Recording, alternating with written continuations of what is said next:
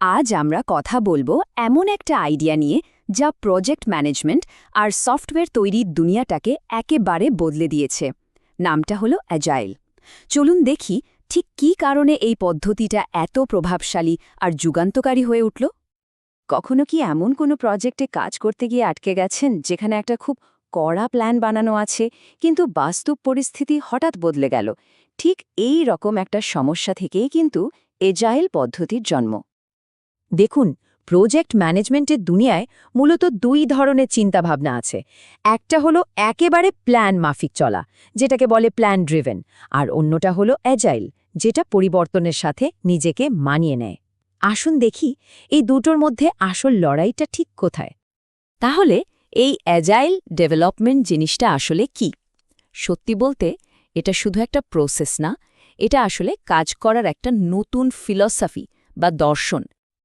Agility বা agile হওয়ার মূল কথাটাই হলো যখনই কোনো পরিবর্তন আসবে সেটার সাথে খুব দ্রুত আর কার্যকরভাবে মানিয়ে নেওয়া। আর এটা করা হয় তিনটে জিনিসের উপর ভর করে: দারুণ কমিউনিকেশন, কাস্টমারের সাথে মিলেমিশে কাজ করা, আর ধাপে ধাপে কাজের সফটওয়্যার ডেলিভারি দেওয়া। তো অ্যাজাইল কিন্তু শুধু কয়েকটা নিয়ম কানুনের ব্যাপার না, এর পেছনে একটা পুরো মাইন্ডসেট কাজ করে, যেটা কয়েকটা মূল নীতির ওপর দাঁড়িয়ে আছে। চলুন সেই নীতিগুলোর গভীরে ঢোকা যাক।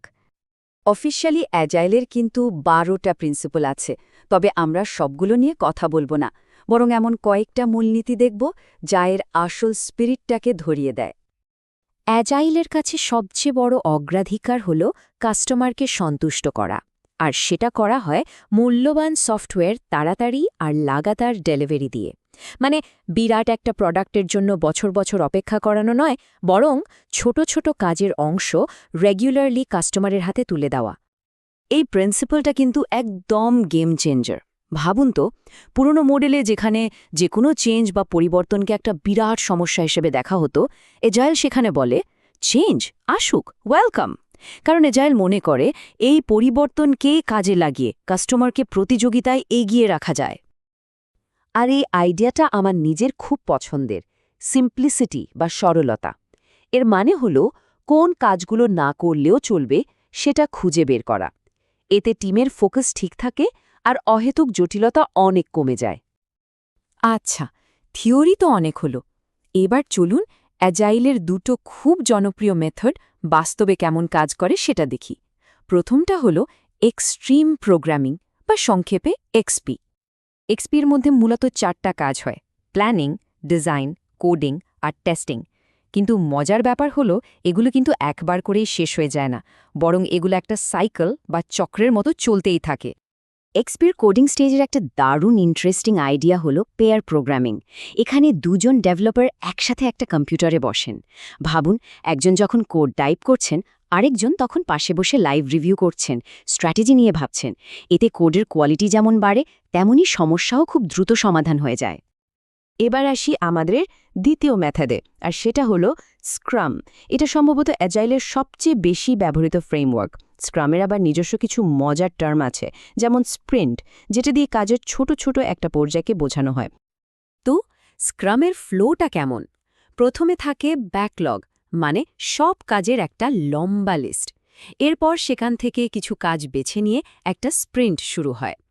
এই স্প্রিন্ট চলার সময় প্রতিদিন ছোট ছোট ডেইলি মিটিং হয়, আর স্প্রিন্টের শেষে কাস্টমারকে কাজের একটা ডেমো দেখানো হয়। স্ক্রামের এই ডেইলি মিটিংগুলো কিন্তু খুব কাজের। এগুলো খুব ছোট আর টু দ্য পয়েন্ট হয়।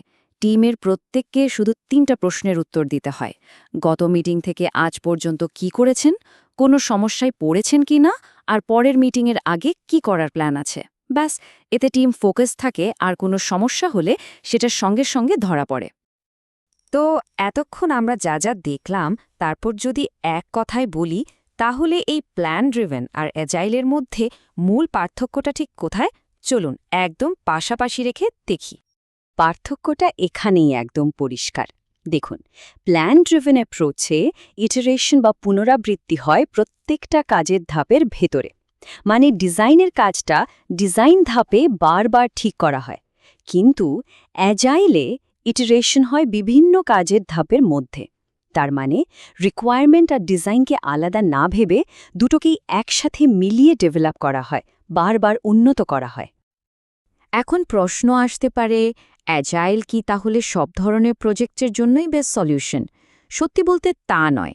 এটা বিশেষ করে ভালো কাজ করে ছোট বা মাঝারি সাইজের প্রজেক্টে, কাস্টম সফটওয়্যার তৈরিতে, আর সবচেয়ে জরুরি হলো যেখানে কাস্টমার নিজে প্রসেসের সাথে খুব ঘনিষ্ঠভাবে যুক্ত থাকতে রাজি। অ্যাজাইল কিন্তু সফটওয়্যার দুনিয়ার চেহারাটাই পাল্টে দিয়েছে। এখন ভাবার বিষয় হলো এরপর কোন ইন্ডাস্ট্রিকে এটা বদলে দিতে পারে, মার্কেটিং, শিক্ষা নাকি হেলথ কেয়ার? সম্ভাবনা কিন্তু বিশাল, তাই না?